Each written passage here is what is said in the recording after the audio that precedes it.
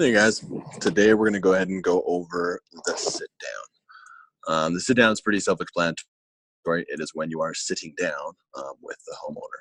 The sit down can happen one of two places. The first place is going to happen right after you pitch them. So you pitch them at the door, very first time you ever met them. They let you inside, and they seem pretty interested. You go ahead and go over your sit down right now. So you just go through the whole sit down. You try and get them really, really solid and really, really sold when there's no buying pressure. So they don't feel like you're going to sign them up right then. So you can kind of dig into it. So, and then kind of get them really, really sold and then come back later another day to close them. That would be one example of the sit down. The other example of sit down is the first time you come by, you really don't give them hardly any information. You just kind of set up an appointment for later and grab a utility bill so you get a proposal. Then you come back later, you go through your sit down, and then you just close them right after you do the sit down. Both kind of have positive and negatives to both. It's kind of whatever your selling style fits. The best thing to do is ask your district manager how he does it and do it that way. Because each area is going to kind of differ. I always ask your district manager, should I do my sit down right after the pitch, or should I do my sit down, when I come back right before I close? So just ask him. He'll let you know. Cool. The first thing you're going to do on your sit down is right as you walk in the door is build a relationship of trust. That's very important. We call it the BLT, believe, like, trust. People buy from people they trust. No matter how good your product is and your offer is, if they don't trust you, they're not going to buy from you. It's pretty much like if a guy came to your door, never seen this dude before ever. It looks kind of sketchy, and he goes, "Hey, run your house and give me $10,000 cash. I'll come back next week with $100,000, I promise, and give it to you." Most people aren't going to run back in their house and grab 10 grand and give it to this random guy. Why? Because they don't trust him. I mean, is the deal not good? You're like, well, yeah, if you stop and think about it, that's a stupid, amazing deal. 10 grand into 100 grand in a week. The deal is so outrageously, insanely good. And even if the guy was being honest, he would literally never sell anybody on it. Never, right? He would never sell anybody. It's very, very important to build relationship trust. How you do that is just kind of share information, obviously. So get up in there. The first thing I like to do is I like to walk in and go, "Oh, this is a nice home. How long have you guys lived here?" Kind of get off into the subjects about them and about me. Like, "Oh, I lived here for 5 years." I'm like, "Oh, that's really cool. Where'd you move from?" "Oh, for work." "Oh, well, what do you do for a living?" "Oh," and then I say, "I moved here." And then you just kind of start sharing information.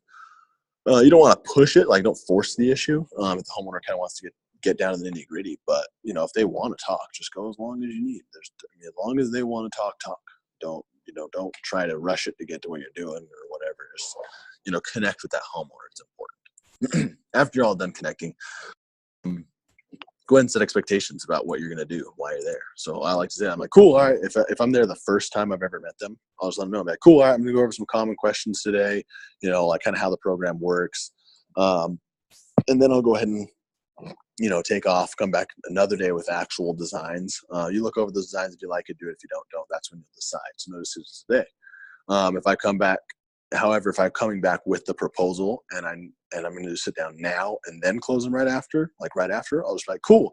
All right, I'm going to go over some common questions today, about the program and like how the program works, like overall, and then I'll go into your guys' numbers. If that's when you make a decision. If you like the numbers, let's do it. If you don't, I'll cancel it out. But I'm just going to go over some common information first really quick. Let me pull that up. Then I move on. I just kind of move on. And I say, I like to use sales slides for this next part, but I build value, explain the program, why it benefits the homeowner. First thing I'm going to do is build a problem. So I'll be like, "Cool, okay, so a big problem we're having," and usually it's rate increases. I'm like, "Yeah, rates are going up." Of course, on everything, right? Rates are going up on houses, cars. It's just pretty much everything. It's just inflation. Rates are just going up. Electricity specifically is going up. If you're paying $100 a month right now, odds are 15 years ago, you're paying $60 a month. It's almost doubled, right? So if you're paying $100 a month now, another 15 years, it should almost double again, as percentage wise. You'll probably be paying maybe 175, right? Another 15 years, so 30 years from now, you'll probably be paying, close to $300, close to $300 a month, which would be no fun. It just kind of goes up. So that's one thing. Another thing is all that money is just kind of going down the drain, right? If you're paying $100 a month, that means, over the last, year, you paid $1,200 into electricity. Over the last 10 years, you paid $12,000 into electricity. It's just gone, right? It just kind of disappeared into this hole. It's just gone, right? So it's a big problem. People are looking into solar, but it was kind of expensive, and so we came up with a solution, which is B Solution, our program. So what we'll do is we'll come and install solar at no cost, right? There's no down payment, nothing, right? Now, when I go over my program, I want what I tell them right now to not be as good as what I plan on showing them in my numbers. I want to beat their expectations. That's very, very important to beat their expectations. So let's say I'm going to come back with solar numbers where the payments are $90 a month. I'm going to say here that they're probably going to be $100 a month. So very simple. But anyways, I'll be like, cool, yeah, so we'll install it at no cost. Once it's installed, it essentially eliminates your electric bill, right? All that money you're saving, so the $100 a month that's gone now that you're saving, that goes towards your solar panels instead. Same thing. So it's pretty much just diverting funds from one thing to the other. The only difference is of course, this one, option B, instead of the power company, it can never go up. It's locked in. It's locked in permanently.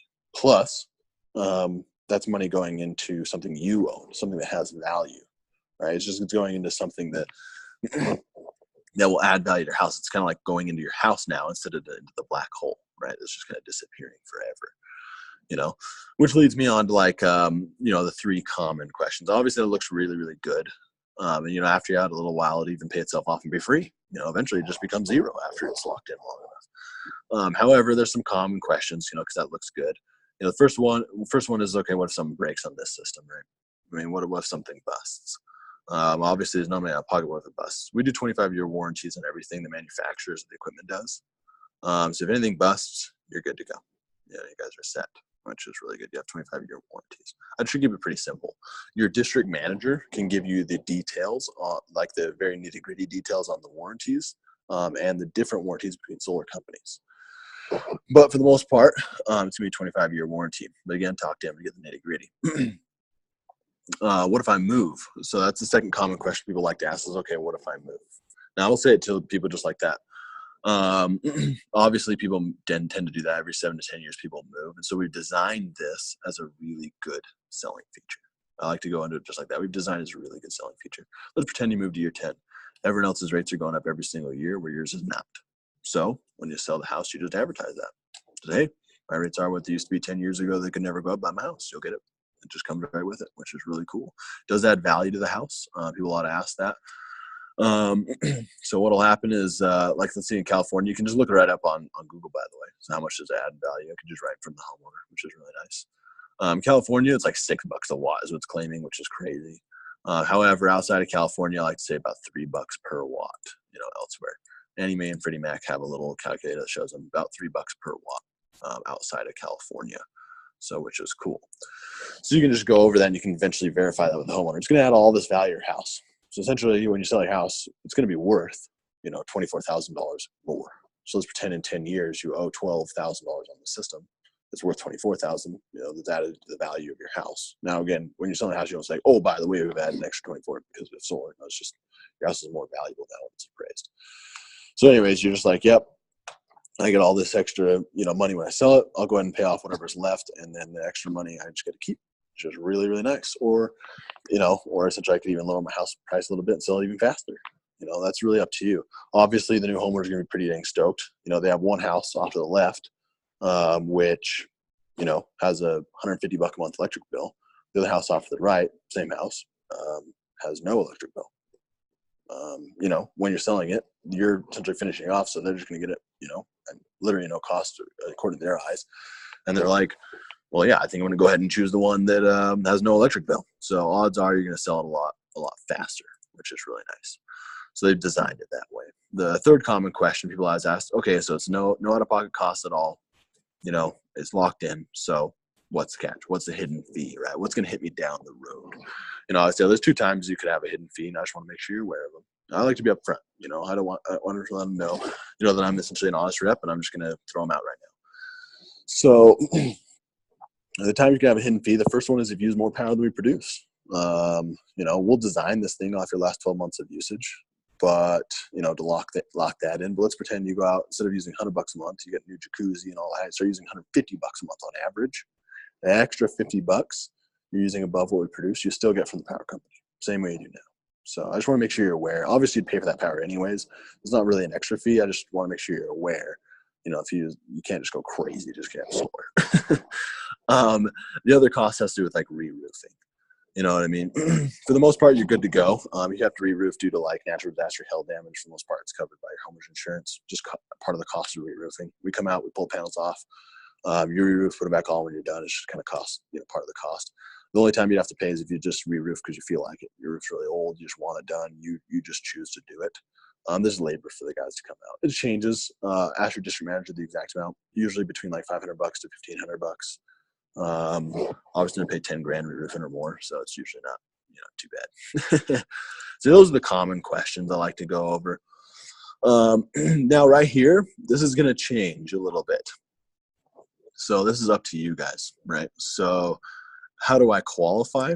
I'll do this one. I only do as much as needed. So if I walk into a customer's house and I see, this is kind of filtering is what this is. If I'm there to close them, I honestly don't go over any of these because I'm there to close them anyways. I'm going to check their credit anyways. There's no reason to filter them. There's no reason to be like, do you have good credit right now? Just go ahead and check their credit if they're interested, right? No reason to bring it up. But if I'm there the first time, I can filter them really quickly before I come back with the close because I don't need to waste my time if they're bad. So I'll ask them like, cool. The first thing we look for, just want to make sure you guys collect the tax rates really quick. Big reason we're getting this price so good. Now let's see how I just threw that in there. Big reason we're getting this price so good. That's adding value when I'm talking about it. Is because the government's paying for a lot of it with tax credits. We just want to make sure you can collect those. Now obviously you got to check with your tax consultant just to verify. But how much do you guys generally pay in taxes? In federal taxes. Then you can kind of find out. You want to make sure that matches up. Credit score. Now this one I'll do only as needed as well. So if I walk into the house and it's I don't want to be judging too much, but I'm going to. So if it's a super nice house, really big, Escalades in the driveway, everything just seems super nice, immaculate, and wealthy, I probably won't even ask about credit score. They have a lot of loans. People are giving these guys loans. It's probably fine. I'm just not going to bring it up. There's no reason to bring it up. It could snag something. It could create a worry in their head. So I'm not going to bring it up. I'll check their credit later, and I'll tell them I'm checking credit. So I don't need to ask them about it. If I go into their house, though, and it appears as though they will not pass credit, and it's the first time, I might not want to waste my time coming back. So I might say something like, hey, obviously we're financing all of this as 0 down. So, we're funding everything. And so we do want to make sure, of course, you have fairly good credit. Do you have a credit score of 650 or higher? I'll ask.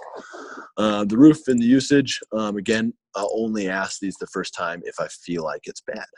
The LED lights and Nest. That one I just asked them, like, hey, do you guys have LEDs? Do you guys have Nests? That kind of stuff. I'm actually take that right off.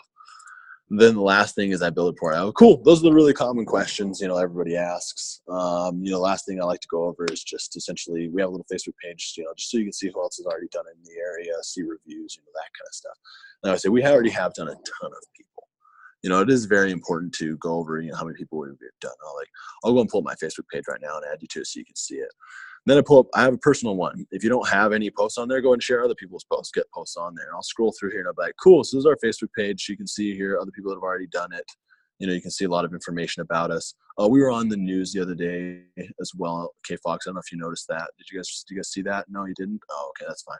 But if you scroll down here, you'll see people that have gotten solar already with us, here in your guys' area, in your neighborhood. Feel free to message these people. So feel free to ask them, how it went.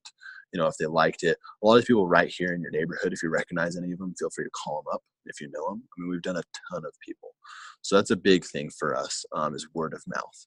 We really like, we know that's by far the best way to do business. And so if you guys end up doing it, obviously we like to add you onto here. Again, feel free to talk to anybody. So this is our Facebook page. I'll go ahead and add you to it too. That way, I'm big word of mouth. I'm really looking for referrals out of this. That's very, very important to me, help me with my business. And so if you ever lose my name and number, you can just go ahead and message me on here. That's very important. So I'm building rapport right now. I'm using that Facebook page. That helps a lot with people that are, it makes it less risky for them. If a whole bunch of other people are doing it, it's less risky. They feel like, hey, all these other people are doing it. Odds are it's a good thing. less risky. You're lowering the risk. This is very important. Out of all of this, I feel like this is almost the most important. This is one that's going to sell them almost the most. Do not miss this one. Company website. Don't always pull up the website. That depends upon you if you want to add legitimacy. Any other literature. So if you want to pull up anything about us, pull up our reviews, whatever, whatever you want to go over, pull it up, and then I'll go over referrals. I'm like, cool. Last thing they really like me to go over is essentially how our company does business. So I'm sure you know, so we don't really have any TV ads, any more billboards, something like that. We don't do any of that kind of stuff. We do all of our business word of mouth. We think that, as I'm sure you agree, that is the best word, type of business. I'll usually make it personal. I'll just say, yeah, me and my dad, honestly, we ran our own little company installing carpet vinyl tile. We did all of our business word of mouth. My dad was booked out 4 months solid, never had to advertise. It was very important to him. He taught me very, very early on, if you just take good care of people and they're happy, you'll have way more business than you can ever handle. So that's our goal with you guys. Obviously, if you move forward and you really like it, if you could think of a few people we could present it to, that would be very, very good for us. That's what we're looking for here.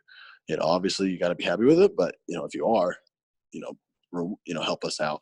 Our way of saying thank you is we do send you a check for $250. We feel like it's just a lot better off in your hands than the TV billboard guy's hands. So, which is it. Now, this is the last part where you're transitioning. So as you leave, so this is if this is the first time you've ever met with them, you're going to come back later and close them. So you'll set expectations like, cool, all right, I'll get your designs, I'll come back, set an appointment. Now, if you're going to close, you just move right into your close. You're like, cool, all right, well, I have your number. Now, before I move into, do you guys have any other questions about Solar? I know it's a very simple program. I always like to say that. Announce that it's simple. It's a very, very simple program, as you can tell. I've covered pretty much all the common things that everyone asks. But before I move into your numbers, do you have any other questions? I want to smash these out before I get into the numbers. I want to have everything taken care of, no concerns, no questions. Okay, you're all good? Okay, sweet. I'll pull up your numbers. Then I'll move into the close. So, but that is the sit down right there. If you have any other questions on the sit down, go ahead and talk to your district manager.